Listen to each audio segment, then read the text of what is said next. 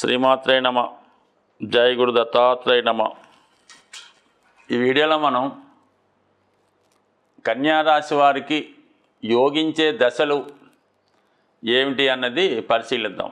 అంటే సాధారణంగా కన్యారాశి వారికి వీళ్ళకి ఎంతో కొంత జ్యోతిష్యపరమైనటువంటి నాలెడ్జ్ అది ఉంటుంది.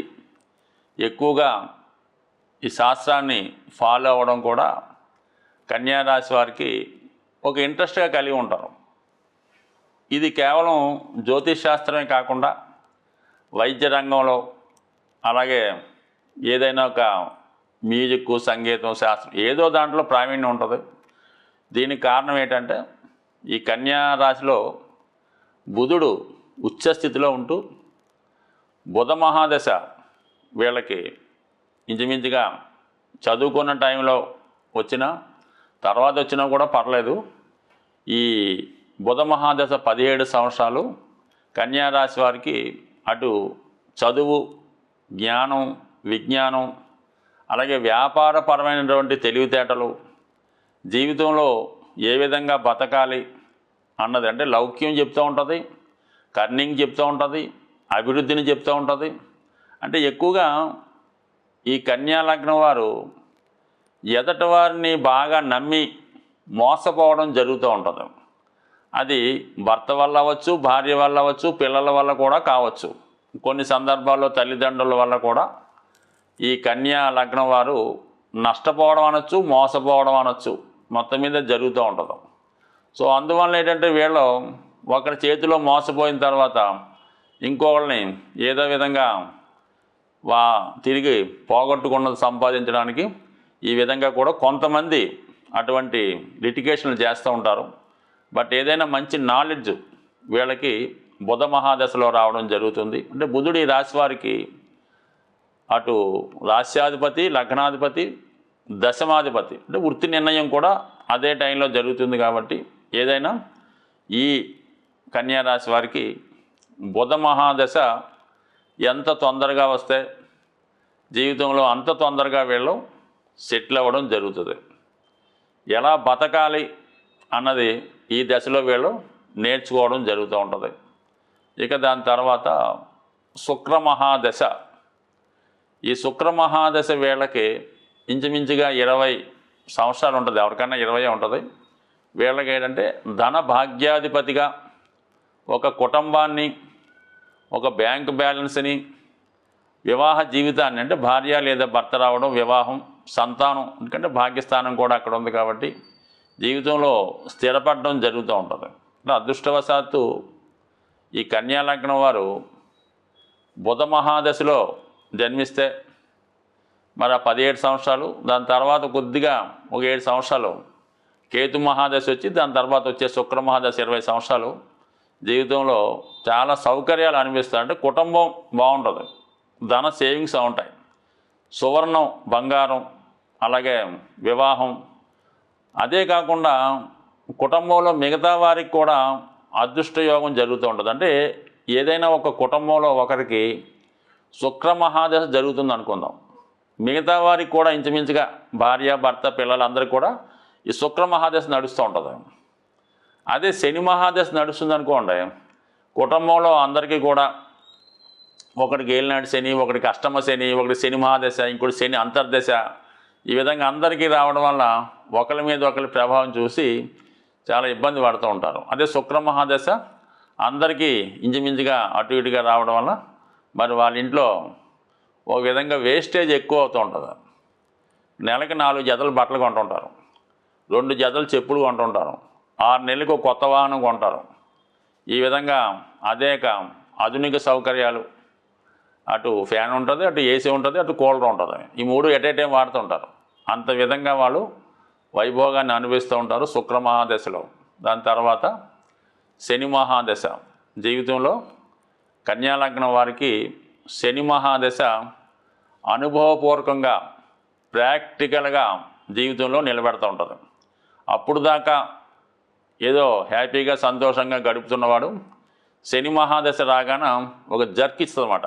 అప్పుడు దాకా ఉన్నటువంటిది, అప్పుడు దాకా వస్తున్నటువంటి ఆదాయం పోతుంది. ఏదో పెద్దవాళ్ళు సంపాదిస్తే తింటూ ఉంటాడు, అది ఆగిపోతుంది. ఆటోమేటిక్గా వీడికి ధనం విలువ తెలుస్తూ ఉంటుంది. అప్పుడు ఏదో చిన్నపాటి ఉద్యోగంలో చేరి తనకు తాను సంపాదించుకుంటూ తనకు తాను కష్టపడవలసి ఉంటుంది. అంటే శని భగవానుడు వీళ్ళకి పంచమ షష్టాధిపతిగా ఉండడం వల్ల కేవలం ఈ సమయంలో ఉద్యోగం మాత్రమే చేయవలసి ఉంటుంది.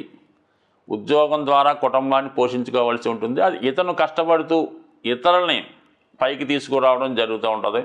అందువలన ఎప్పుడైనా సరే ఈ కన్యా లగ్నం వారికి శని మహాదశ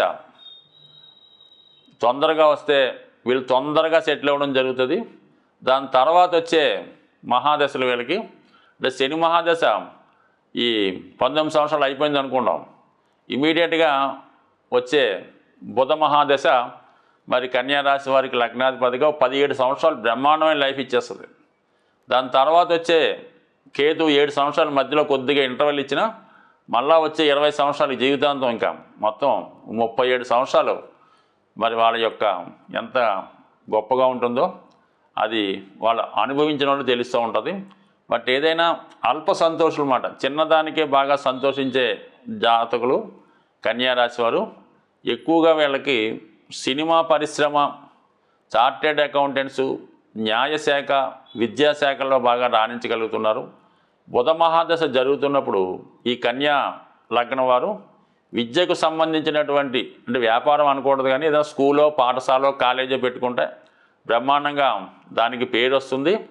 10 మందికి విద్యాదానం చేసే విధంగా ఈ బుధ మహాదశ వీళ్ళకి యోగిస్తుంది. ఇంకా ఈ 3 ఉపయోగించినప్పుడు రాహు కూడా వీళ్ళకి బ్రహ్మాండంగా ఉపయోగిస్తాడు, 6వ స్థానాధిపతిగా. మరి కొంతమంది లెక్క ప్రకారం కన్యారాశిలో రాహు ఉంటే వారి జీవితంలో ఒక ప్రధానమంత్రికి సలహా ఇచ్చే స్థాయికి వెళ్ళడం జరుగుతూ ఉంటుంది అన్నమాట. అంటే వీళ్ళు ఎప్పుడు ఒకరిని కింగ్ చేస్తుంటారు కాబట్టి రాహు లగ్నంలో ఉండగా కన్యారాశిలో, కన్యా లగ్నంలో జన్మిస్తే ఖచ్చితంగా వాళ్ళు ఒక గొప్ప అధికారి దగ్గర సహాయకుడిగా ఉంటూ మొత్తం అంతా వీళ్ళే పరిపాలిస్తూ మొత్తం అంతా వీళ్ళే నడిపిస్తూ ఉంటారు కాబట్టి. బట్ ఏదైనా కన్యారాశి వారి జీవితం జాగ్రత్తగా హ్యాపీగా వెళ్తుంది. ఎందుకంటే మోస్ట్ ఆఫ్ ది పీరియడ్ వీళ్ళకి అనుకూలించే దశలే. శని 19, రాహు 18, శుక్రుడు 20, బుధుడు 17. మరి ఈ దశలు ఇంత లాంగ్ పీరియడ్లో ఉంటూ ఇంచుమించుగా 60% బ్రహ్మాండమైన జీవితం ఈ రాశివారు అనుభవించే అవకాశం ఉంది. మరి ఈ దశలో వీళ్ళకి ఈ విధంగా ఉపయోగించినప్పుడు వీళ్ళకి రవి మహాదశ, రవి గ్రహ రాజు కాబట్టి వ్యయాధిపతిగా 6 సంవత్సరాలే ఉన్న వీళ్ళ జీవితంలో రవి మహాదశ ఎప్పుడు వచ్చినా కూడా ఖచ్చితంగా అప్పటిదాకా చేసినటువంటి తప్పులకి పనిష్మెంట్ ఇవ్వడం జరుగుతూ ఉంటుంది. అది శిక్ష రూపంలో అవ్వచ్చు, ఉద్యోగం పోవడం ద్వారా అవ్వచ్చు, అనారోగ్యం వల్ల కూడా కావచ్చు. అంటే ఎందుకంటే రవి రాజు కాబట్టి ఖచ్చితంగా ప్రజల్ని శిక్షించే అర్హత, అలాగే జాగ్రత్తగా వాళ్ళకి ఉపాధి కల్పించే బాధ్యత గ్రహరాజు మీద, రవి మీద ఉంటుందన్నమాట. అంటే మనకి రాజు ఎలాగో, అంటే పూర్వకాలం రాజులు అనుకుందాం, ఇప్పుడు రవి దశలో మాత్రం మరి ఖచ్చితంగా కన్యా రాశి వారికి, కన్యా లగ్నం వారికి పనిష్మెంట్ ఇవ్వడం జరుగుతూ ఉంటుంది.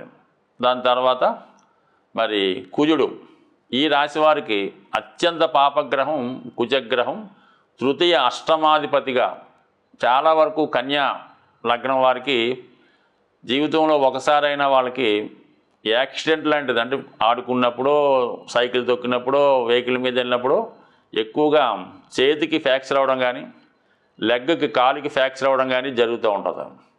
ఎక్కువగా ఈ రాశి వారికి, లగ్నం వారికి ఈ కుజ మహాదశ వచ్చినప్పుడు మాత్రం చాలా జాగ్రత్తగా వ్యవహరించాలి. అంటే ప్రయాణాలు చేస్తున్నప్పుడు, అంటే పూర్వకాలం అయితే గొడవలు, కొట్లాట్లు, ఫ్యాక్షనిజం అది ఉండేది. సో ఇప్పుడైతే లేదు కానీ, బట్ ఏదైనా అటువంటి వ్యవహారాలకి దూరంగా ఉండాలి. ఆయుధాలు పట్టుకొని, పదునైన వస్తువులు పట్టుకొని తిరగడం కూడా అంత మంచిది కదా. అంటే ఆ టైంలో ఎప్పుడు కోపం వస్తుందో తెలియదు, అవతల వాడిని గమ్ముని అటాక్ చేసి వాడిని కొట్టచ్చు. అందువలన ఈ దశలో చాలా వరకు పోలీసుల వల్ల, ప్రభుత్వం వల్ల శిక్ష పొందే అవకాశం ఉంటుంది. కాబట్టి కుజ మహాదశలో మాత్రం చాలా జాగ్రత్తగా వ్యవహరించాలి. చట్టానికి లోబడి నిజాయితీగా, న్యాయంగా వ్యవహరించవలసి ఉంటుంది. అలాగే మరి చంద్రుడు లాభాధిపతిగా ఉన్నప్పటికీ కూడా మరి ఆ సమయంలో జాతకుడు సంపాదించిందంతా కూడా తనకి ఇష్టమైన వారికో ప్రేమించిన వారికో పిల్లలకో ఎవరికో ఒకరికి ఏదో రూపంలో చెల్లించి తిరిగి పొందలేకపోవడం జరుగుతూ ఉంటుంది, మోసపోవడం జరుగుతూ ఉంటుంది. అయితే జీవనోపాధికి అయితే ఇబ్బంది అయితే ఉండదు. మరి స్నేహితుల వల్ల లాభం పొందుతూ ఉంటారు. లాభాధిపతి ఎప్పుడు కూడా ఏదో ఒక సౌఖ్యాన్ని ఇస్తూ ఉంటాడు కాబట్టి మరి చంద్రుడు మాతృకారకుడుగా మరి మాతృ సౌఖ్యాన్ని ఇవ్వడం జరుగుతూ ఉంటుంది.